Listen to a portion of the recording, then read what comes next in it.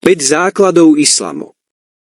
Človek, ktorý tvrdí, že verí v jedného Boha všemohúceho, v jeho poslov, jeho knihy, jeho anielov, deň súdu a osud, či je dobrý alebo zlý, je od Boha. Musí prejaviť svoju vieru v srdci prostredníctvom 5 činov.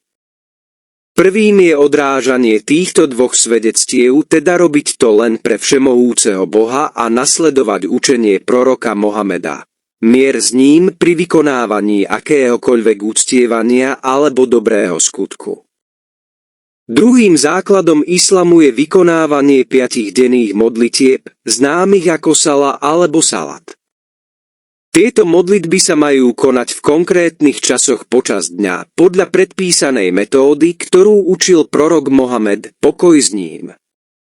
5 denných modlitieb slúži ako kľúčová duchovná rutina, ktorá podporuje hlboké spojenie s Aláhom a podporuje všímavosť, disciplínu a vďačnosť v živote praktizujúceho moslima. Okrem starostlivosti o seba samého nám Boh hovorí, aby sme sa starali o tých, ktorí majú menej šťastia ako my sami. Tretím základom islamu je poskytovanie povinnej charity raz ročne.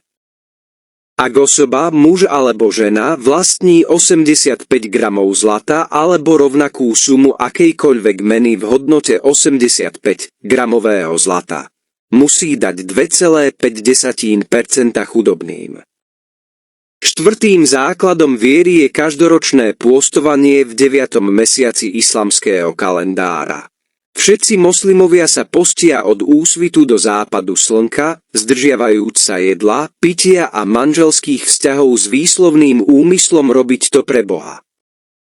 A po 5. posledným je vykonať púť raz za život, ak je človek zdravý a bohatý. Chýba žiadna z týchto 2 podmienok, nie je povinný ísť na púť.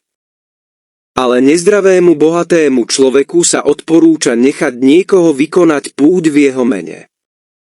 Ak chcete počúvať výzvu k modlitbe alebo 1. kapitolu Koránu, alebo poznať 3 pozície v modlitbe, alebo poznať kroky k očisteniu, kliknite prosím na tlačidlo späť alebo stlačte domov pre návrat na hlavnú stránku.